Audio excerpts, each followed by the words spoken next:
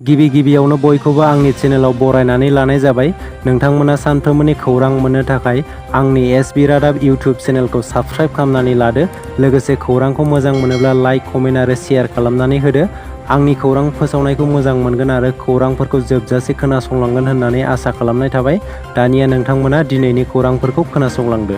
दिनैनि गिबि खौराङाव दं बर' सावथुन मुलुगनि लोगोसे बर' सावथुन नायनानै मोजां मोनग्रा रायजो राजाफोरनिसिम मोनसे गोजोनथाव खौरां। गराय फाख्रि सावथुन एबा वाइल्ड स्वान्स बे सावथुनखौ लानानै मोनसे समाव बर' रायजो राजाफोरनि गेजेराव गोबां दान्थे बिदान्थे सावरायलायनाय जादोंमोन। नाथाय गराय फाख्रि सावथुना दिनैनि सानाव कानाडा हादरनि भेंकुभार इन्टारनेशनेल फिल्म फेस्टिभेलाव सायख'जादों।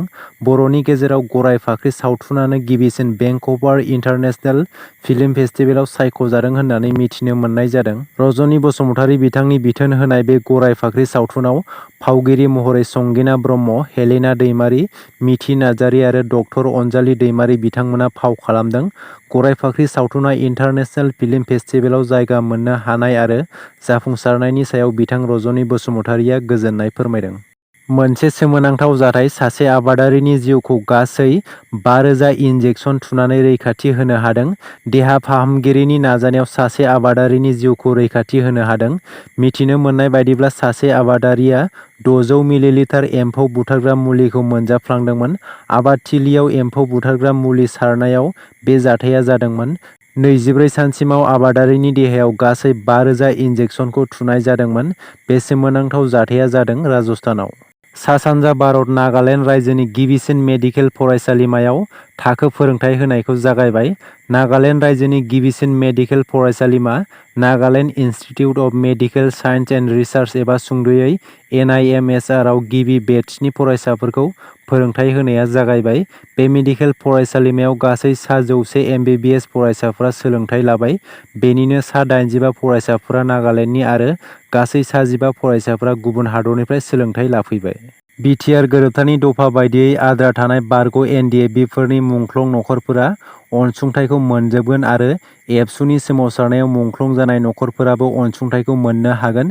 बिटिआरनि गाहाय खुंगिरि प्रमद बर' बिथाङा बुंदों, आसाम सरकारजों गोरोबथानि दफा बायदियै अनसुंथाइफोरखौ मुंख्लं नखरनो होनाय जागोन।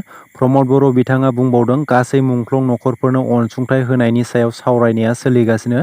एबसुनि गासै 1,135 मुंख्लं नखरफोरनो अनसुंथाइ होनो आसाम सरकारजों सावरायनाय जाबाय आरो बेनि अनगायैबो हारिनि थाखाय गोलाव सम हाथियार लानानै सोमावसारनाय बारग' NDFBनि मुंख्लं नखरफोरनोबो अनसुंथाइ एबा आद्रा थानाय मुंख्लं नखरफोरनो अनसुंथाइखौ बयनोबो होजोबगोन। बे बाथ्राखौ प्रमद बर' बिथाङा फोसावनानै होदों। NDFBनि आद्रा थानाय गासै 360 मुंख्लं नखरफोरनो गासैबो अनसुंथाइखौनो होनो थि खालामबाय आरो बे अनसुंथाइखौ थाबैनो बारग' NDFBनि मुंख्लं नखरफोरा मोनजोबगोन होननानै प्रमद बर' बिथाङा फोसावनानै होदों। फारसेथिं बै समाव हाग्रामा महिलारि बिथांनि समाव BLTआ गोरोबथानि समाव अनसुंथाइखौ मोननो हायै एबा आद्रा थानाय BLTनि मुंख्लं नखरफोरनोबो अनसुंथाइ होनायनि सावरायनाय एबा साननाय जादों होननानै प्रमद बर' बिथाङा फोरमायबावदों। बे बाथ्राखौ मख'नाया जोबोरैनो गोनांदि बिटिआर गोरोबथानि दफा बायदियै 8.4 आरो 9.3 दफा बायदियै गासैबो मुंख्लं नखरफोरा अनसुंथाइखौ मोनजोबनायनि मोन्थाइ दं। रायजोआव सहायनो हायैबादि दुंखावनाय थासारिनि गेजेरावनो रायजो राजाफोरा मोब्लिबनि जेंनाजों भुगिनो गोनां जादों। थांनाय माखासे दाननिफ्रायनो रायजोआव मोब्लिबनि जेंनाया नुजाथिदों, जायनि जाहोनाव बे गरम बोथोराव आसामनि रायजो राजाफोरा हालाय-हाफाय जानो गोनां जादों। बे सहायनो हायै गरम बोथोरनि समावनो माखासे सुबुंफोरा मोब्लिबनि जेंनाखौ लानानै आरो मोब्लिब बिल बारायनायनि हेंथायै सोमावसारदों। बे सोमावसारनायनि गेजेरावनो रायजोनि गिबि मन्थ्रि हिमन्त बिश्व शर्मा बिथाङा बुंथिनानै होदों, सिगांनि समाव जोंनो 1,800 मेगावाट मोब्लिबनि गोनांथि जायोमोन, नाथाय बे बोसोराव बारायनानै 2,500 मेगावाट मोब्लिबनि गोनांथि जादों। गिबि मन्थ्रिया बुंथिबावदों दि जोंनि रायजोआव नांगौ बिबांनि मोब्लिब गैया। जुदि मोब्लिबखौ बायनांगौ जायोब्ला रायजोआव मोब्लिबनि बेसेनखौ 1 रां बारायनानै होबावनाय जागोन। गुबुन फारसेथिं गिबि मन्थ्रिनि बेफोरबादि बाथ्राखौ खोनानायनि उनाव रायजो राजाफोरा गोजोननाय मोनैखौ फोरमायदों। बिटिआरनि गाहाय खुंगिरि प्रमद बर' बिथाङा दावहारु गारलाबाथा बसुमतारी पाब्लिक चेरिटेबल ट्रास्टनो 25 लाख रां होनो फोसावबाय। एबसुनि बारग' आफादगिरि दावहारु गारलाबाथा बसुमतारीनि सानस्रिखौ गोसारहोनो आरो खामानि मावनायाव हेफाजाब होनो थाखाय दावहारु गारलाबाथा बसुमतारी पाब्लिक चेरिटेबल ट्रास्टनो बिटिआर सरकारनिफ्राय 25 लाख रां होनो बिटिआरनि गाहाय खुंगिरि प्रमद बर' बिथाङा दावहारु गारलाबाथा बसुमतारीनि थैनाय सान फालिनायाव फोसावनानै होयो। पृथ्वीराज नारायण देब मेसआ मा मानसि? बर'ना कच मानसि। बिथांखौ बिटिआरनि सुबुंफोरा मिथिनाया जोबोद गोनां। बिथाङा जोबोद उन्दै गथ' जानानै गावखौनो गेदेर मानसि एबा फोनांजाब मानसि बुंनानै लायो।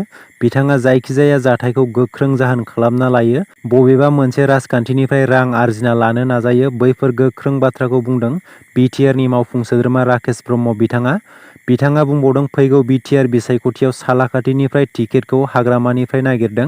बेनिखायनो पृथ्वीराज नारायण देब मेस बिथाङा हाग्रामा महिलारिनि एबा बिपिएफ हान्जाखौ गोजोन होनो थाखाय बिथाङा प्रमद बर'खौ जानला मोनला बुंगासिनो। बैफोर गोख्रों बाथ्राखौ बुंदों राकेश ब्रह्म बिथाङा। बाक्सानि आनन्द बाजाराव खोला बिजनि फरायसालिमायाव एबसुआ गोख्रों सोमावसारदों।